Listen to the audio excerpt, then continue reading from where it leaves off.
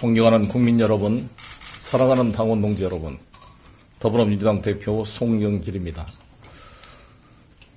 작년 5월 2일 민주당 이름만 빼고 모든 것을 바꾸겠다 약속드리며 당 대표에 취임한 이래 단 하루도 절박하지 않는 날이 없었습니다. 지난 9개월간 무능한 개혁과 내로남불 오만을 지적하는 국민의 질책을 달게 받아들이며 변화와 쇄신을 위해 노력해 왔습니다. 그러나 국민의 분노와 실망, 상처를 덜어드리기에 민주당의 반성과 변화 쇄신이 많이 미흡했습니다. 지금도 정권 교체를 요구하는 국민의 목소리가 높은 것은 저희의 부족함 때문이라고 것을 깊이 통감합니다.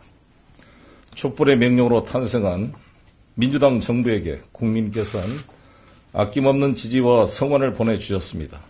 2018년 지방선거, 2020년 총선에서는 유례없는 큰 승리를 안겨주시기도 했습니다.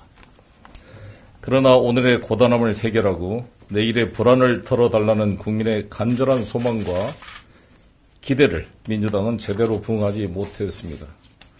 심화하는 사회적 양극화와 불평등을 해결하는 데 유능하지 못했습니다.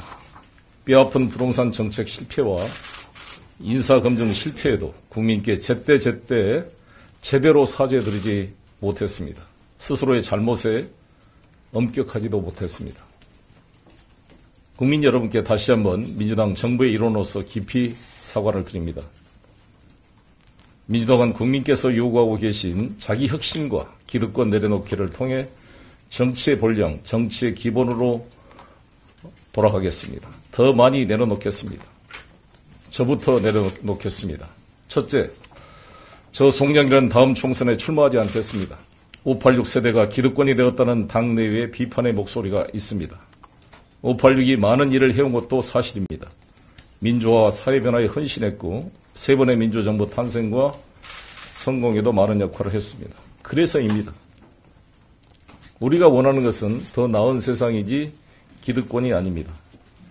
선배가 된 우리는 이제 다시 광야로 나설 때입니다. 자기 지역구라는 기득권을 내려놓고 젊은 청년 정치인들이 도전하고 전진할 수 있도록 양보하고 공간을 열어줘야 합니다. 지금 우리 앞에 놓인 새로운 역사적 소명은 이재명 후보의 당선입니다. 이재명 후보가 대통령이 되어야 대한민국이 제대로 앞으로 나갈 수 있습니다. 저 자신부터 모든 기득권을 내려놓고 이재명 정부 탄생의 마중물이 되겠습니다. 당 정치개혁 특위와 열린민주당 통합 과정에서 합의된 동일지역구 국회의원 연속 3선 초과금지 조항의 제도화를 추진하겠습니다. 고인물 정치가 아니라 새로운 물이 계속 흘러오는 정치. 그래서 늘 혁신하고 열심히 일해야만 하는 정치 문화가 자리 잡도록 굳건한 토대를 만들겠습니다.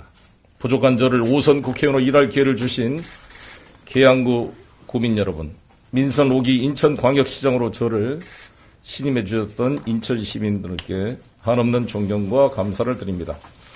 미리 상의드리지 못한 점에 죄송하다는 말씀을 드리겠습니다. 둘째, 종로, 안성, 청주, 상당구 3곳의 보궐선거에 더불어민주당은 후보를 공천하지 않겠습니다. 국민의 상식과 원칙에 따른 공당의 책임입니다.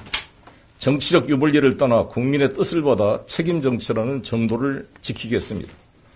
공천 포기는 당장 아픈 결정이지만 우리 민주당이 책임 정당으로 한 단계 성장하는 계기가 될 것입니다.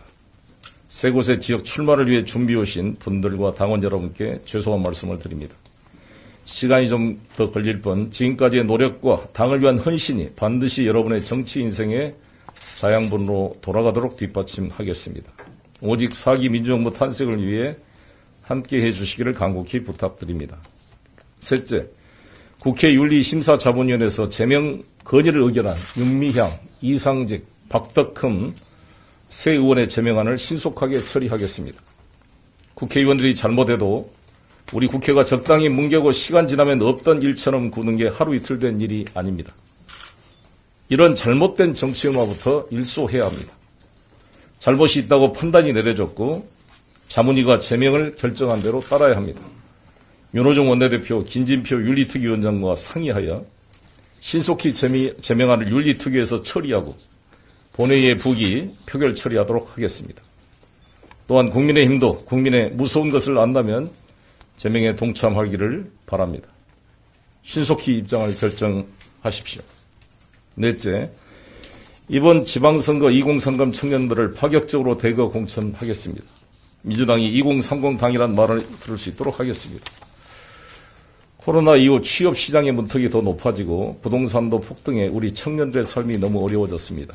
이런 현실을 틈타 청년 세대의 내부 갈등이나 조장하는 것이 우리 정치의 현실입니다. 갈등을 이용해 이익만 취하려는 작태입니다.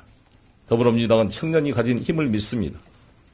2030이 직접 정치에 참여하는 기회를 더 많이 갖는 것만으로도 청년 당사자들은 해법을 찾아낼 수 있을 것입니다.